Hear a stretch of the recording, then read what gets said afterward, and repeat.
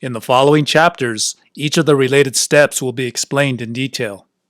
For better understanding of each step, however, it is important now that you have a general idea or outline of the process.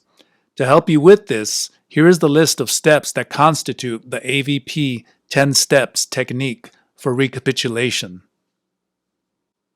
Stage before the box. Step 1. Action. List for recapitulation. Step 2. Building the box. Stage inside the box. Step 3. Starting breathing. Step 4. Seeing the event. Step 5. Reliving the event. 6. Energetic restoration. Step 7. Decision making. Step 8. Dreaming not doings. Stage after the box. Step 9.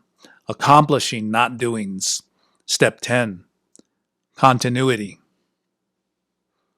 Usually you will create the list and the box at the same time. You will use the procedures inside the box for every event or series of events you recapitulate. Steps 9 and 10, the not doings and continuity, that you engage in after your work in the box, should be present and remain as part of your normal life. It is important for you to remember that the meaning we give here to the term not doing is very specific in relation to recapitulation. While not doing is a very open term that could be related to the not doings of the perception or the not doings of the personal self, the not doing included in the list of steps here means liberated acts, which are the not doings related to recapitulation. This clarification is important to avoid confusion for those who are already familiar with the term not doing. With the list, you help yourself to remember and begin to pinch the memory of the other side. Then you build your box to have an ideal place in which to recapitulate the events of your life. Inside the box, you pick one event from your list. Then you relive it to do the corresponding healing through the steps that follow. You are going to do the same with the rest of the events on your list in as many recapitulation sessions as you need. As a way to complete your work, you are going to carry out liberated actions after your work in the box. For example, let's say you are recapitulating events that led you to plant the rancor toward your father that has been with you for many years. Let us say that the rancor has been blocking your need to express your love for him, which is also real within you. Then you recapitulate the events during which you made that promise. Example, to hate your father. You relive those events, you heal them, and you feel better. After this, to prevent the energetic patch or the recapitulation from failing, you practice deliberate actions, not doings, that correspond to the work you did inside the box. These liberated actions are so named because before the recapitulation, you are not able to do such things, but after the process, you are free to do them. Examples of this would be embracing your father without expectation of reward, talking to him more often, inviting him for a friendly dinner, telling him that you love him. I know you may have many questions about aspects of the process that are not clear to you, but they will be answered when we fully review each step. In addition, there are more steps and sub-steps, such as the ritual of burning your box after finishing the work, which will be presented ahead. Finally, a short comment about the name of the technique we are going to learn about. I chose to name the technique the AVP 10 Steps Technique for Recapitulation instead of, for instance, Victor Sanchez's technique, because it is not only my personal work that is behind it, it is the work of many people who have been part of AVP workshops.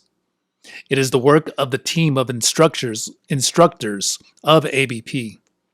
It is a collective creation coming from a collective experience. The bottom line is that AVP is not just another company, and it is much more than just an organization. AVP is a collective dream that has been taking many people, including us, inside the dream. AVP is the dream of the new Toltecs. It is the dream of going back to what we are. A dream about going back to join and work together with the flow of life that is moving the entire universe. A dream of mystery, fellowship, and freedom. And yes, there is room in this dream for many more. Welcome. Chapter 7. Step 1. The list. The list of recapitulation comprises the events you are going to recapitulate inside the box, which are basically the meaningful events of your entire life. There are 3 main purposes for creating this list. 1. To trigger the internal process of recapitulation by forcing ourselves to focus on the task of remembering and reliving. 2. To help the practitioner to recover hidden memories. 3. To function as a practical tool so we may know what events we are going to recapitulate and in what order we are going to do it. I have written about the list for recapitulation in the teachings of Don Carlos. Those who have read that book will find this new proposal of how to work with the list much simpler, but at the same time much deeper. Instead of a complex system with 4 columns and many areas or categories of recapitulation, what we have now is essentially a first column with the names of the meaningful people of our life and a second column with all the significant events we have lived with them. Theoretically, the list of events to recapitulate should include all the events we have been involved in during our entire life. But if we were to consider just 10 events per day in the life of a 35-year-old person, we would end up with a list of 127,750 items. Besides the time required simply to name that many events, try to imagine the work involved in being able to remember all of them. From this point of view, the list of events would result in a virtually impossible task. The simple truth is that in our list of events, we do not need to include all the events of our life, just those that are significant in terms of energy in one way or another. The meaning of the word significant in relation to our list of events is very open. First of all, significant in terms of energy does not mean what seems significant for our personal ego. On the contrary, significant in this context means that our energetic body was affected in such a way that the effects of that event are still present in our current energetic condition, and therefore in the life we are living at the present. There are some special events whose significance is obvious to us already. I am talking about the events we can remember as the ones that determined our life to be the way it has been. Those events certainly should be included on our list, but they do not cover even a small part of what was significant in our life in terms of the energy we left or the intruder energy that was left in our field of energy. This means that by making a very detailed list, we are going to include almost everything, so that through the entire work, we can chase the meaningful events that are ultimately relevant for the purpose of this work. So that you can have a simple idea of what kind of events are the ones we need to recapitulate the most, the following list gives examples. Events during which you made promises that changed your life. Events during which your vision about sex and affection was created or modified. Events during which you re-signed or lost, in any manner, something that was an authentic expression of yourself. Resigned. Events during which your personal repetitive fears were implanted. Events with painful emotional interactions. Events of great joy, which are your hidden memory about happiness and how to achieve it. Events involving your sexual experiences. Events involving the meaningful relationships of your life. Events about which you feel shame simply in remembering them. Events related to the things you have been hiding from others' eyes. Events in which you can find parts of yourself that you normally think are completely lost. Events involving pain for the loss of somebody you loved. Events involving joy from loving others. Events during which the Great Spirit made a gesture to you. Events during which you let your spirit express itself with no restraints. Events during which you betrayed yourself or others. This list of examples could continue endlessly. These are just a handful, but they may give you an idea of what could be a significant event in terms of energy. Now we still have two problems to solve. Number one, how are you going to recognize those events you did not know are significant? Number two, the number of events still seems to be too large. Where are you going to find the time to recall and then recapitulate so many events? To solve the first problem, what we do is try to include all the events that come to our mind and seem to be significant in any way, aside from the important ones. Now, what do I mean when I say significant? Aside from the important ones. Basically, important events are the ones we already consider important, like the ones presented in the list of examples above. Significant events are those that are not quite as important, but could have some significance.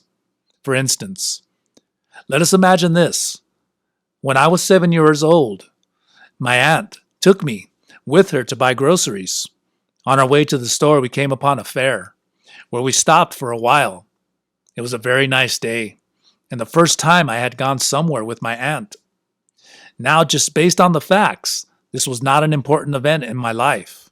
Nevertheless, I'm going to include it on my list as a significant event because it comes to mind as something I remember about my aunt. On the other hand, I would not list as separate events my ride on the merry-go-round or when we bought popcorn, nor would I include on my list when we came back home and I ate my dinner of cookies and milk. I would not put these small events on my list unless something really special for me happened during them. Certainly, there is not anything like a precise line separating the important events from the small, insignificant ones. It is an arbitrary selection we make based on our own feeling and discernment. Even if it seems confusing, the fact is that once we have started the work, we will find the sense of how to do it. There's no way to say a final word in terms of this event being right or that event being wrong. We are talking about a process, and once we engage in it, things will tend to flow naturally. Now, to solve the second problem, how do we deal with the enormous number of significant events? How much are we going to write? What we are looking for is to recapitulate not all the events, but only the ones that we need to recapitulate. Since we may not identify these merely by thinking which events might be the ones we need to heal, we must cover the whole spectrum of our entire life. But this is still too much, so we need to organize our list in relation to some areas, categories. For instance, we may start by making a list of all the people we have known and then write down all the meaningful events we lived with each of them. This is still a very big list. Trying to dig into our past to remember all those people is still work that would take a great deal of time. Chances are that we would get desperate and then exhausted, trying to remember all that before we could get through even half the list. To avoid this, we subdivided the area of people we have known into sub-areas or preliminary lists that will be easier to track later and integrate into one complete list. The following is a suggested list. You can use all of the areas, exclude some, or add others, according to the kind of life you have had. Formulating your list. A. Make a list of areas or sublists that will be useful for you. Your list of lists could include any number from 10 to approximately 20 areas. At the same time, while some areas are common for almost everybody, such as family, others are going to be related specifically to you. The italicized areas are a must, because as a general rule, they have strong energetic consequences for everybody. Note that the area, partners, and people I have had sex with may overlap, but there are times when we may have sexual encounters with people who are not partners, or we might be with a partner with whom we never have sex. So it is important to include both areas, even if some names could be listed in both. 1. Relatives. 2. Friends. 3. Partners. 4. People I have had sex with. 5. Companions in schools. 6. Workmates. 7. People related to my spiritual quest. 8. People related to the world of music. If you are a musician, you may adjust this category to your personal area of interest.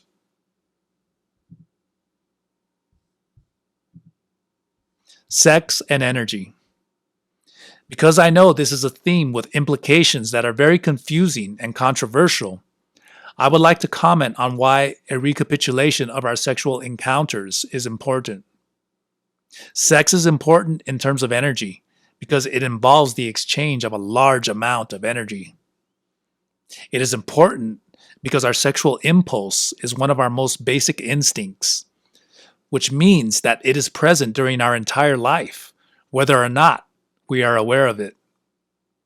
The relationship between sex and affection can be so strong and confusing that the conflict among what we want, what we think we want, and what we have been told we should want creates conditions guaranteed to waste a lot of energy during our sexual experiences. I disagree with the vision that presents sex as something that is always wrong. Sex is one of the most beautiful experiences we may have, as long as we remain close to our own heart and we listen to our heart's voice, rather than to the voice of the moralist who always finds a way to create fear in order to control others. Pretending that by not having sex at all, our energetic body will be healthier is like trying to save or increase our energy through not dancing, singing, practicing a sport, or climbing a mountain, based on the argument that those activities consume a great deal of energy. What damages us is the empty sex, when you are not entirely present and willing to jump into the mystery of leaving behind your ego to disappear into the experience of us. Empty sex is happening too often in most people's lives, and it is certainly weakening them. However, sex, passion, and deep love combined will open doors to the magical side of our being. The challenge is this: without being close to your own heart, how can we become close to others? Western society's approach to sex is sick. On the one hand, television and other media are constantly drawing our attention to sex to entice us to buy something. On the other hand, there is an almost ever-present sense of guilt and sin associated with sex. Our ideas of love are contaminated by show business. We have been listening to the stories of television and movies and to society's hypocritical moral values regarding sex and love for so long that without being aware of it, we have accepted that sickness. The only way to find our path to a healthier experience of love and sex is to stop listening to those sick advisors, those propagators of fear, and start listening attentively to our own heart. In the depth of our silent knowledge, each of us knows exactly what we need. Our task is to find our own way to return there. A thorough recapitulation of our sexual life is a good starting point. As you can see, the common theme of the areas on your list is people, because our energetic story is a story related to people. In one way or another, we relate to people all the time, and that is the story of our lives. Nevertheless, there are meaningful events that may not be connected to the presence of someone else. Events that you originate or that happen to you when you are alone. Maybe you have already guessed that there is no way to be alone because there are always other fields of energy surrounding us. This is not significant from the point of view of the average person, but it is quite important from the Toltec point of view, in which all our connections are significant, not only the ones involving other people.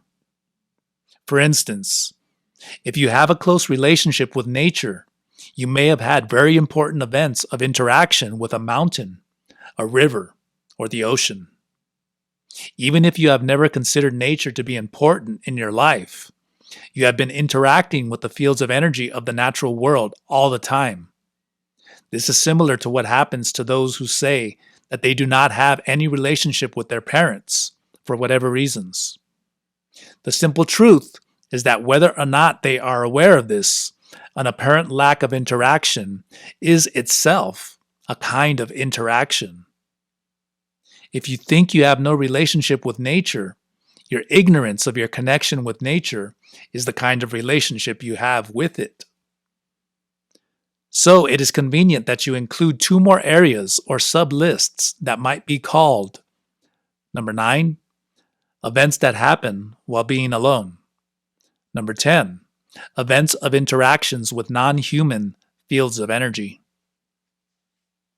Please understand that when I indicate an area regarding interactions with non-human fields of energy, I am not suggesting you should recapitulate strange dreams or any kind of experiences when you perhaps saw something that you thought might be a phantom, spirit, alien, or other strange phenomenon. Rather, I am talking about much clearer experiences involving interaction with the natural world. For example, particular times when you engaged in an activity that takes place in nature, or specific instances when you experienced a spiritual or deep human nature connection, such as those that people sometimes have while mountaineering or trekking. B. Write the names of the people related to each list area. Writing the names of the people in each specific list area will make it easier for you to remember them. Part of this task will be completed in a few minutes. For instance, writing names of relatives in a small family, while others may take days, writing the names of your sex partners, perhaps, depending on the features of your own life. In this part of the process, you are not going to write down what you have lived with all those people. It's merely a list of names. As a general rule, for this and the upcoming lists, you are going to follow the simple method of writing what comes to your mind in the first try. Do not force yourself to try to recall every person from every season of your life. Just work steadily up to the present. To avoid getting stuck in any period, remember that you can go back to the beginning of your list for a more meticulous search up to the present. Repeat this system of successive searches several times. Every time you do another review of your list, more names are going to come to your memory. The main point here is not to stop your work because you are not able to remember part of what should be on your list. Keep going and leave that blank space for later. C. Organize all the names into one big list. Now merge all the lists you have into one. Here you can choose between two different strategies: the by age stages method and the by area method. Both are useful and should be selected according to the way you have organized your program for recapitulation. The first method is recommended for intensive periods of recapitulation, which means that you are going to recapitulate daily, several hours each day, for several weeks. The second is recommended for a program involving recapitulation sessions that will be spread over a longer period of time. For example, you will be recapitulating on the weekends or in 3 to 4 hour sessions, 2 or 3 times a week. In chapter, we will examine this option in detail. In the by age stages method, you will combine all the names from all your lists into one big list. Next, you will arrange each person on this master list according to the session of your life when your relationship took place. Names coming from different lists will merge in the same section of the list if they were present at the same stage of your life. You can organize the names by the age you were when you met each person and had a relationship with him or her. For instance, all the relationships of your adulthood are going to be together in the same section of your list, as will be those of your youth, adolescence, childhood, and infancy. You may work by arranging the names from the present to the past or from the past to the present, whichever is easier for you in order to remember. The by-area method consists of organizing the names chronologically, but keeping them in their original lists. Then, in order to make one big list, you simply choose the order of your sublists. Which area do you want to work with and finish before you work with the next one? Here, the criteria you use will vary depending on your own needs and circumstances. Which area is more urgent for you to work with? How much time do you have to invest in your list? Maybe you need to choose the main areas first. In which areas are the events related to that part of yourself that you need to rescue? The point here is to choose an order that will make your list work. For example, you may decide to work first with your sentimental relationships, partners, then with your parents, then with your sexual partners, and so on. That resulting order, whatever it is, comprises your one big list. D. Write down the events. Now you will write the names of the most significant events that you lived with each person. Start with the first person on your list, writing down all the meaningful events in relation to him or her. You may start from the moment when you first met that person to the last moment of the relationship, or vice versa, whichever is easier for you. It is important to know that you should not describe what happened during each event. You are simply going to include a few words that remind you of the event. For instance, if you are writing about the events that involve your sister and you remember a fight with her, do not describe what happened then. Merely write, "Fight in school with Linda." Also, it is important that you do not engage in analyzing the event. Simply register it, because the list is an exercise not in analytic thinking, but of observation. Observe and register. It's as simple as that. After you have listed all the meaningful events related to the first person, do the same for the following person, and so on, until you have finished all the people on your list. Once again, you may start recapitulation as soon as you have finished listing the events from one or more areas, instead of waiting to finish all your areas. While this is not the best option, it is possible. On the one hand, to recapitulate some sublists, especially if they are urgent, is much better than not recapitulating at all. On the other hand, it is much better if you finish your list with all the areas before starting to work with the box. Whichever method you choose, once you have completed your list, you are ready to go ahead with the next stage, creating the box. The importance of the list. One very important thing I want to make clear is that formulating the list is not merely a step preceding the real work. The list of recapitulation is real work itself, even if you never get the opportunity to do the rest of the work with recapitulation. I do not mean that simply by creating the list, you would get the same results or even similar ones as you would by completing the process. But there are many good results that can come from merely creating the list. It is a complete exercise in itself, a more shallow form of recapitulation, but one that is still valuable and useful. The point is that by creating the list, you are making a first approach to your entire life. Working the events inside the box takes the experience to a much deeper and stronger level. and gives a much deeper and stronger result. I have seen people change a great deal and realize deep insights about what they have been doing in life simply from working on their list. The list is like a map. It gives us the chance to take a wider look at our life. Instead of seeing one event at a time as we do every day, we may look at all the events at the same time. We may see repetitions, example, internal routines, tendencies, and so on. We may even notice dark zones and track them back to see where and when they originated.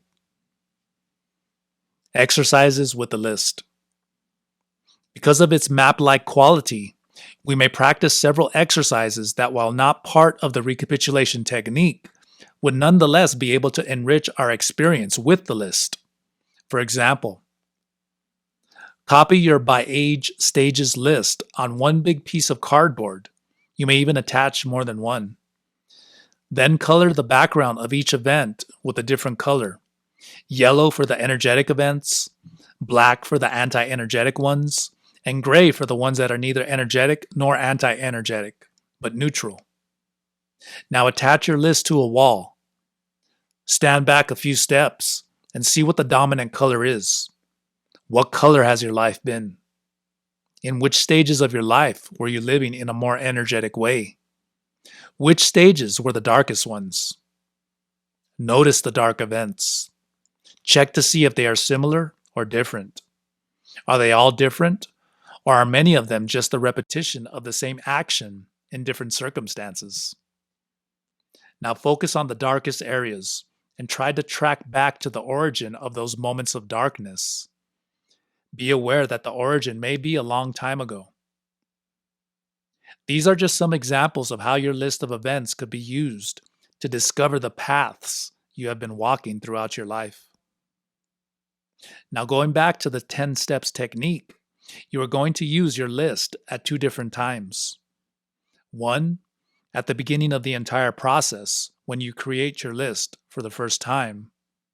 2, in the time just before you enter into your recapitulation box. The list is going to be your daily guide that will help you to choose which events or which parts of your life you are going to recapitulate in that specific session.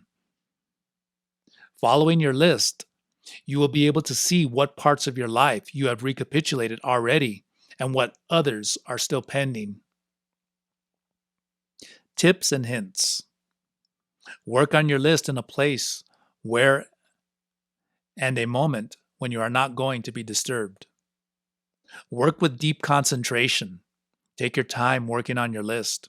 It is a ritual time to look into yourself. Work in sessions of at least 1 hour each.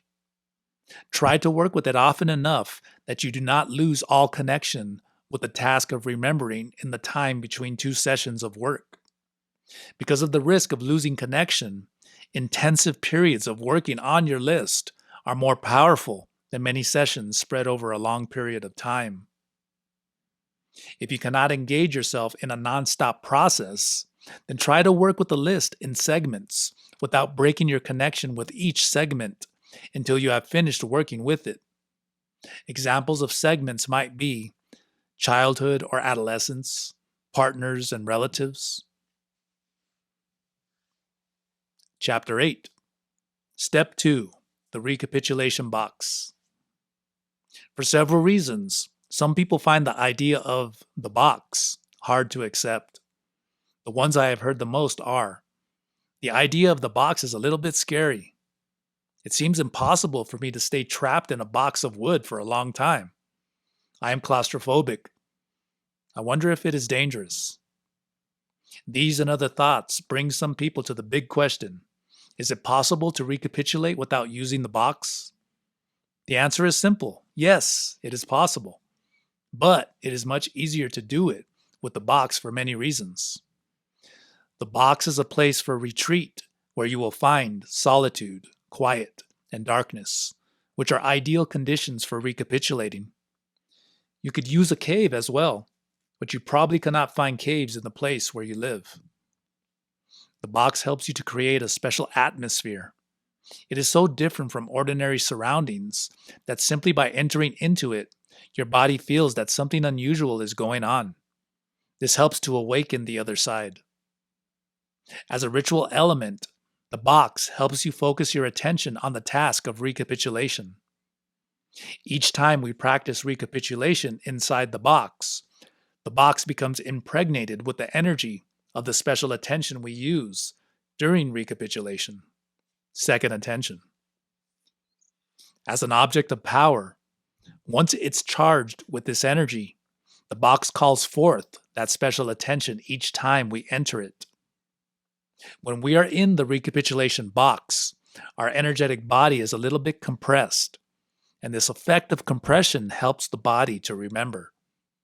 The symbolic sense of the box, its representation of how we are trapped in our personal history, for instance, is very useful for the final rituals of recapitulation, such as when we burn the box as a representation of our will to leave behind the personal history, to be free. All these elements make recapitulating with the box much easier than without it. Once we have finished the main recapitulation of our life, if we thereafter want to recapitulate and our body is familiar enough with the process, we can do so without the box.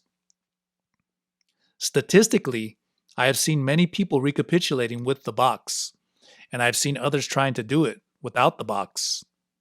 The results of the people using the box are better by far. To say it succinctly, you may venture into the task of recapitulating your life without the box, but I highly recommend you use it. What about fears? Well, I have passed through experiencing the fears, and I have accompanied many others in the same task. The fears are not connected with the real experience of working with the box. The normal initial feeling of fear vanishes once you start your work. Actually, you come to a moment when you find yourself at ease within your box. I have not seen people experiencing claustrophobia inside the box, even if they believe they are claustrophobic. You do not feel trapped because the experience of reliving takes your perception to much more open spaces than the space of your box. Finally, there is no danger at all in recapitulating in a box, as long as you take care to build your box with good air intake. There are basically only two real fears behind the resistance to recapitulate inside a box. The fear of change that your ego feels, because change is the one thing that the ego resists the most. The fear of physical work. The fantasy that building a box of wood is very difficult most of the time is just an excuse for our laziness. The truth, as we will see, is that building your box is not difficult at all. The building process. The recapitulation box is a simple rectangular wooden box. One of the long walls of the box should have hinges, so it may be used as a door. You open the door to enter, and you close the door once you are inside. The size of the box depends on your own size while seated with your legs crossed. For a preliminary idea of how the box looks, see Figure 9. The stages for building the box are these. 1. Finalize the measurements of the box. 2. Collect the planks and other materials for the box. 3. Assemble the box yourself. Finalizing the box measurements. You are going to be seated inside the box, with your back leaning against its wall and your face to the door, the front wall. The idea is that the space should not be too big or too small. The distance between your knees and the side walls should be approximately 3 inches. This should also be the distance between your head and the upper wall. The distance between your knees and feet and the front wall, example the door, should be 5 inches. All this means is that in order to get the exact measurements, you should measure yourself with the assistance of somebody else while you stay seated in a cross-legged position with your back leaning against a wall. Following this system, your friend is going to measure the following distances while you stay in position. Take note of the following measurements. A equals distance from the wall to the front part of your knees plus 5 inches. B equals distance from the side part of one of your knees to the side part of the other knee plus 6 inches, 3 inches per side. C equals distance from the floor to the top of your head plus inches. Once you have these measurements, you can estimate the size of the planks that you need. For the floor and the top of the box, you need 2 planks of A, B. For the side walls of the box, you need 2 planks of A and C. For the front wall, the door, you need a plank of B and C. For the rear wall, you need a plank of B and C, 1/2 inch. The rear wall plank is a little bit shorter than the one at the front to create a good air intake. Avoid placing your box flush to a wall to prevent the air intake from being blocked. Collecting the materials. With the proper measurements at hand, you may either buy a big plank and make the cuts yourself, or buy the planks already cut to the desired measurements. We recommend you use recycled wood for ecological reasons. Do not use plastic or metal instead of wood, because the energetic configuration of those materials is not as friendly for human beings. Cardboard is not recommended because of its lack of durability. List of materials. 6 planks of the appropriate measurements, all of them 1/4 to 1 inch in thickness. 1/2 inch nails. 2 metal hinges with wood screws. Small lock bolt to lock the door from the inside to prevent the door from being opened accidentally. 8 ounces of wood glue. Tools, hammer, screwdriver, gloves. Assembling the box. It is fundamental that you assemble your own box. I know it would be very easy to pay a carpenter to assemble your box, but in terms of energy, that box would not work the same way. I am not going to describe here the technical work of assembling the box, because it is such a simple structure that I know you will find the way. If you are not familiar with handling tools at all, then great. The extra effort you will make to figure out how to do it is going to be part of your energetic offering, which at the end is going to create better results. Actually, the process of assembling the box is very important in terms of the power your recapitulation box is going to have. The main issue is that you should build your box as a ritual. Deep concentration in every single thing you do while you build the box is a requirement. You must not be thinking about anything other than building of your box for recapitulation. Establish an internal connection between the past you are trapped in and the box you are building.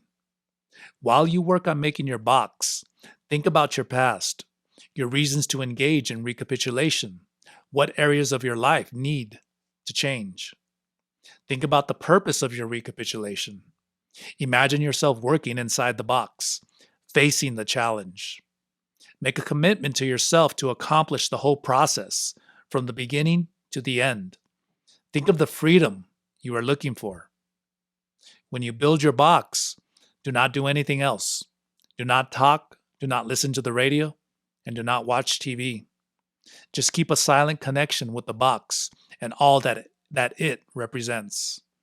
It is your initial ritual. It is going to happen just once, and it should be done in full awareness. Choose a proper place to build your box. Usually it is done in the same place where you are going to be recapitulating.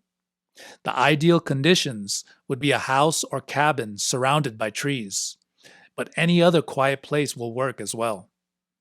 Do not put any drawings or designs on the box. It should be simple, plain wood. How to use the box. Once you have the box, you are ready to start your recapitulation. The place to locate your box should be quiet and dark, so that exterior sources of light do not distract you. It is important that you arrange everything so that no one can interrupt your work or disturb you in any way while you are recapitulating. Let us say that you have studied your list, so you know what events you are going to recapitulate. You have already done the preparation exercises that will be explained later on.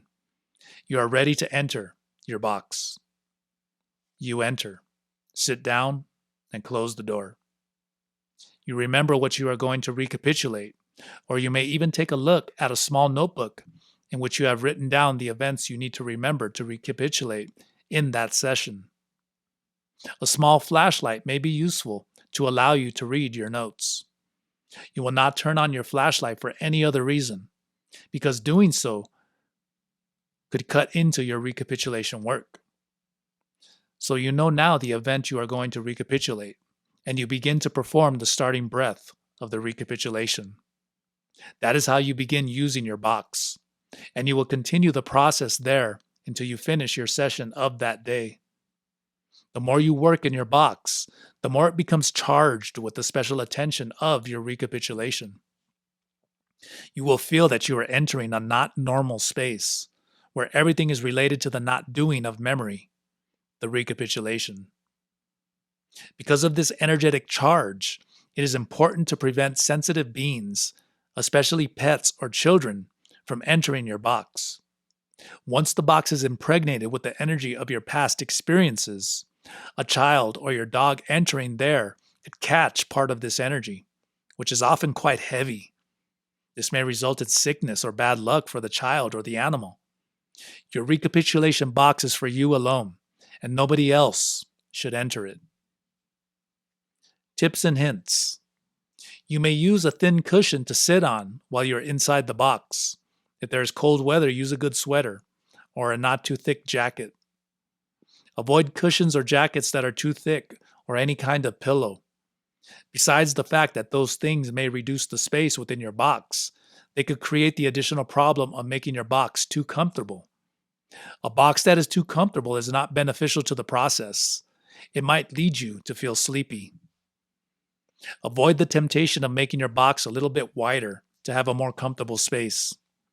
While some people like to have an apartment-like box, the truth is that without having the sensation of a reduced space, recapitulation work is much more difficult. Avoid calling excessive attention to your box and to your recapitulation work in general.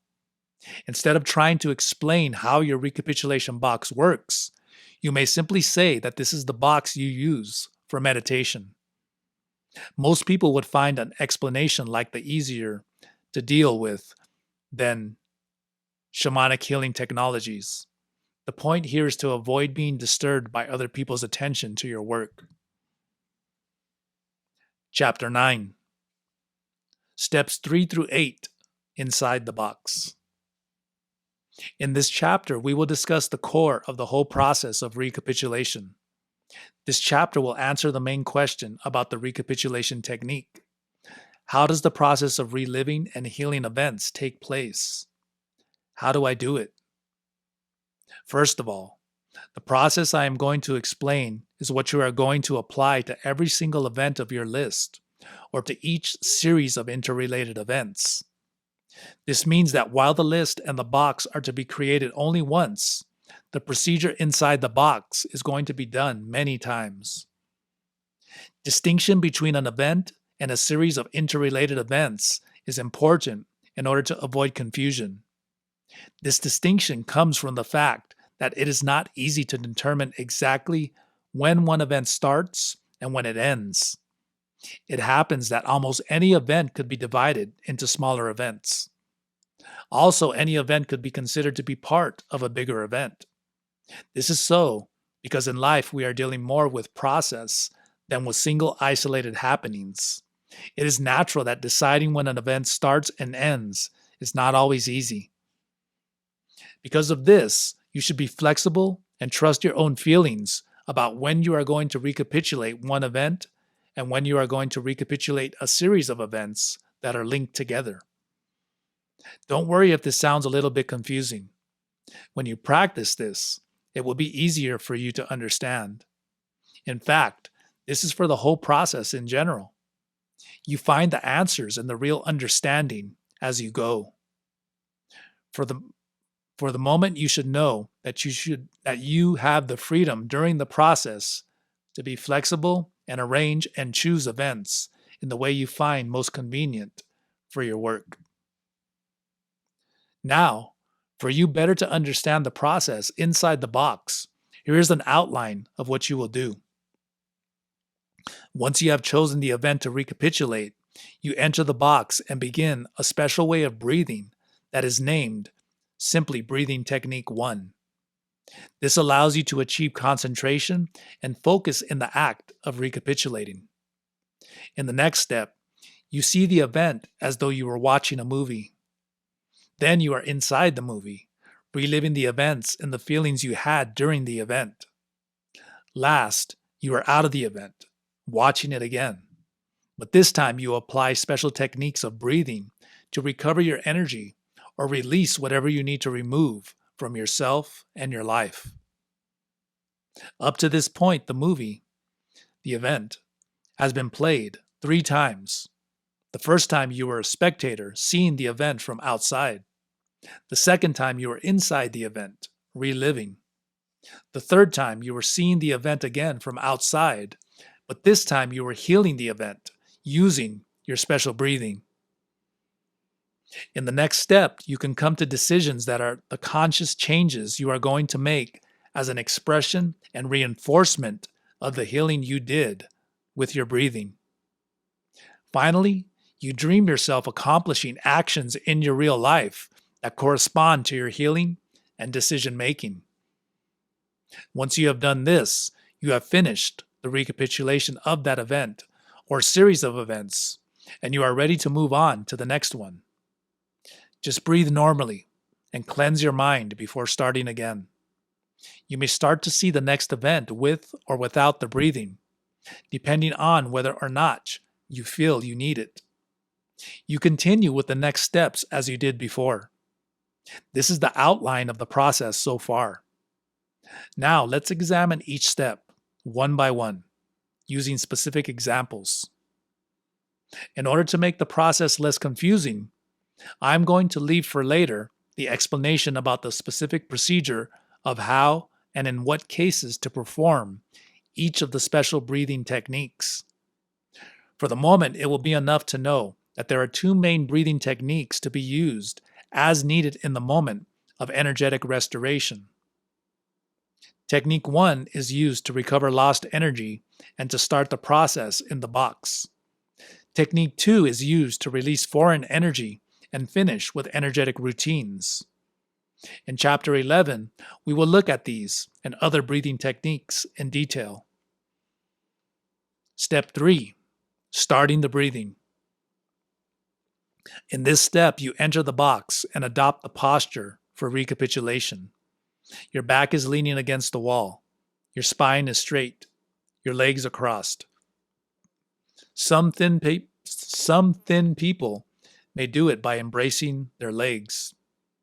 Now close your eyes and start doing breathing technique 1 over and over again until you feel that your body is ready to start recapitulating.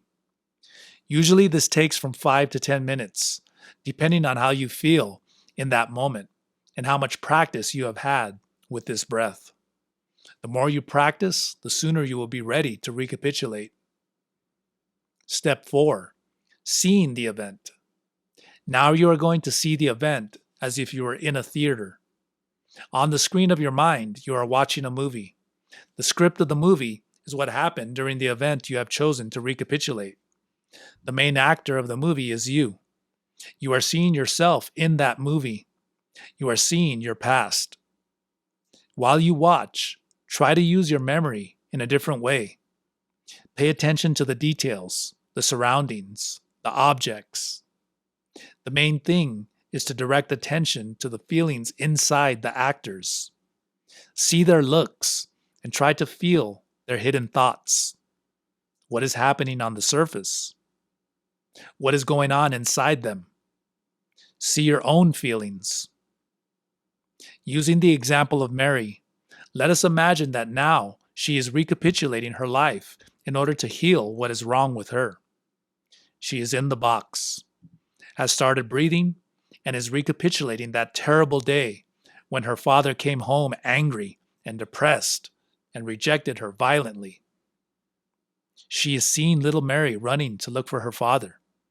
She is seeing the man pushing the little girl.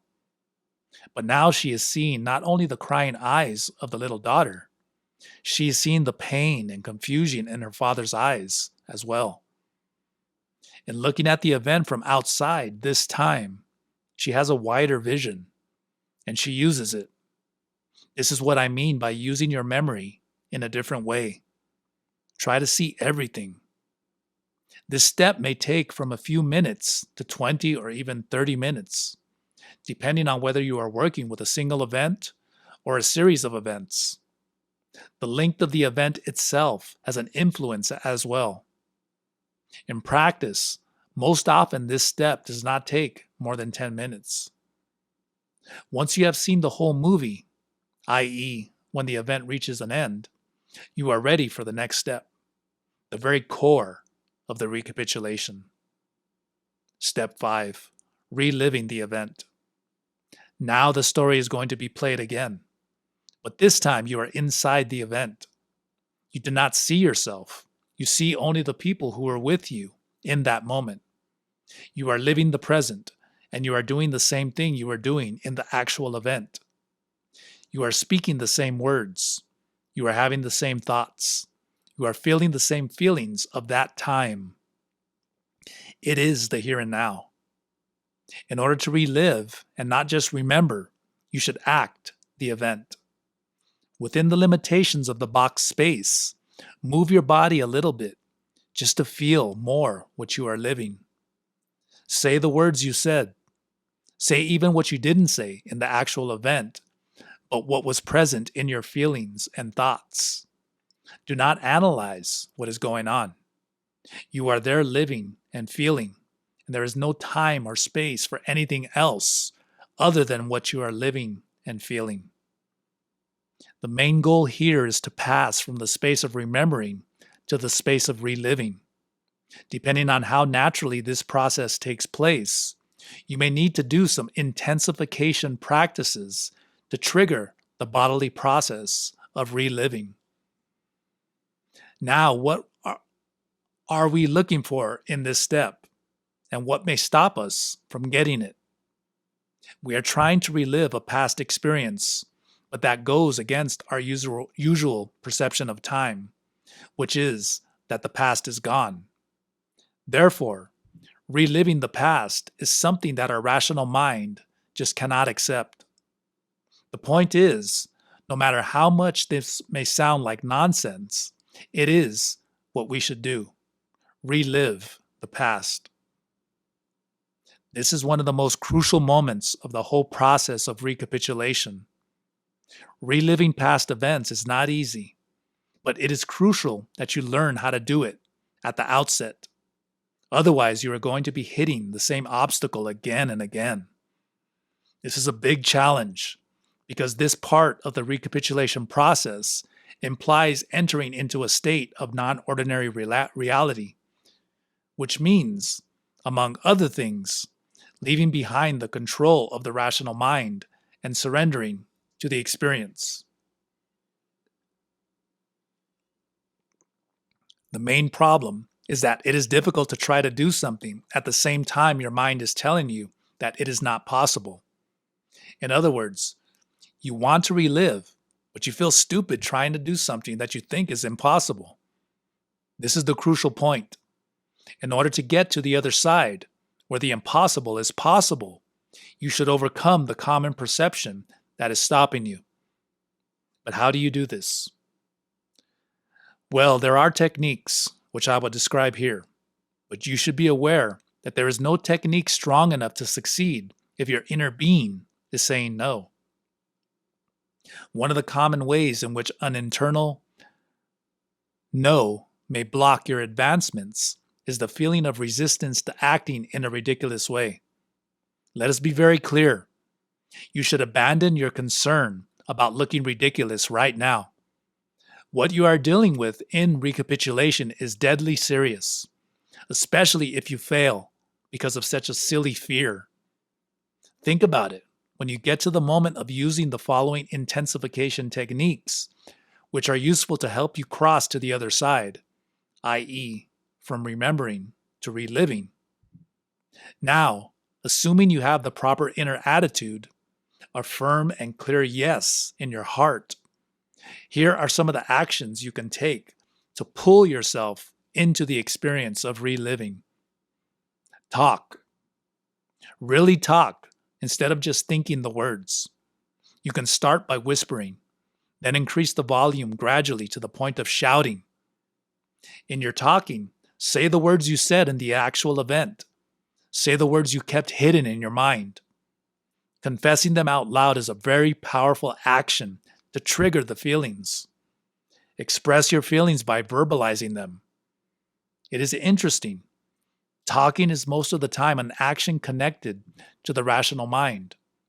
Nevertheless, when you connect talking to pure feeling, talking could be the catalyst for triggering the expression of what has been hidden in the left side. Say the names. You can repeat continuously the names of the people about whom you are recapitulating.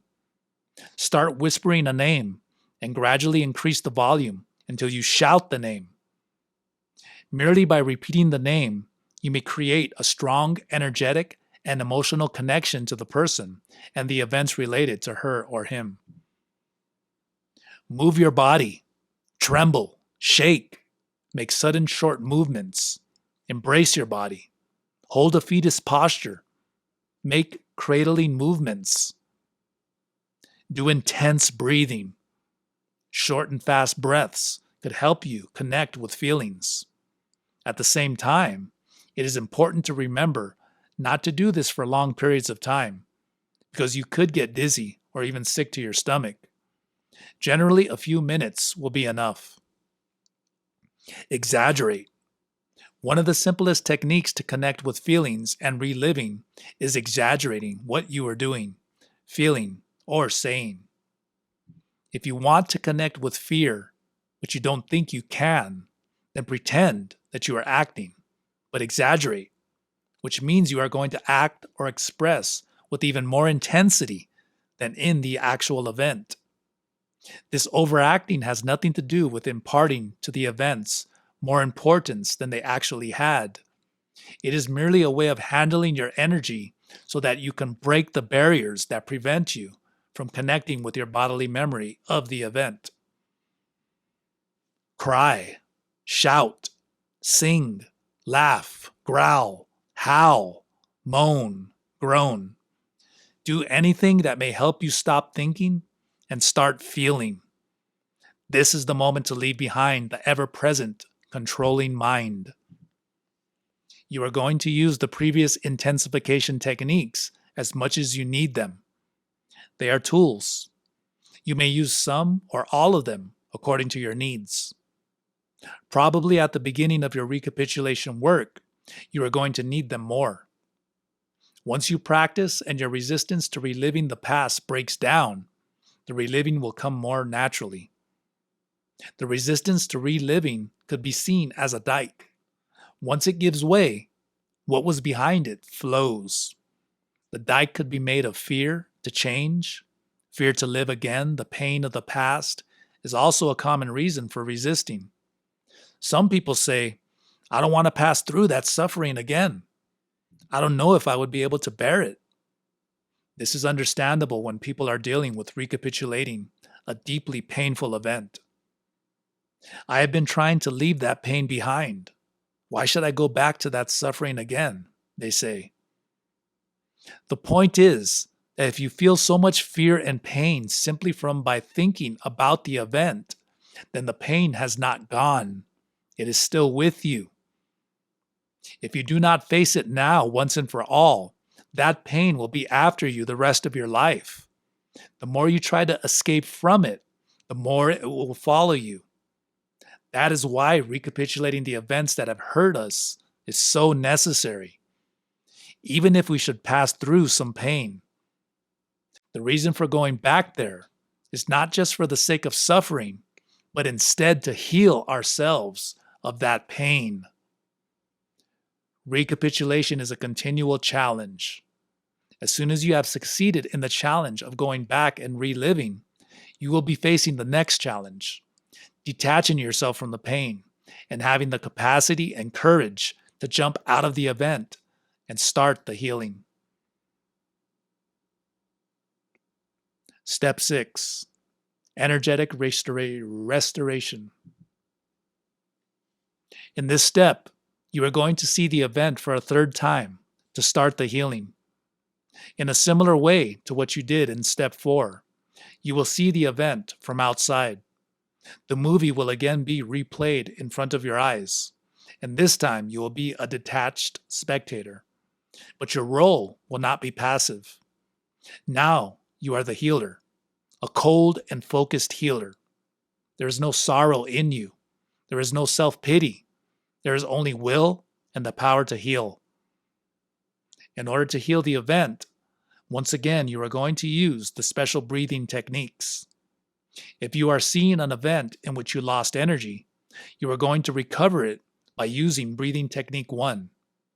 If you are seeing yourself in an event in which you were impregnated with other people's energy, or if you want to release a promise you have been carrying since that event, use breathing technique 2 to release what should not remain in you.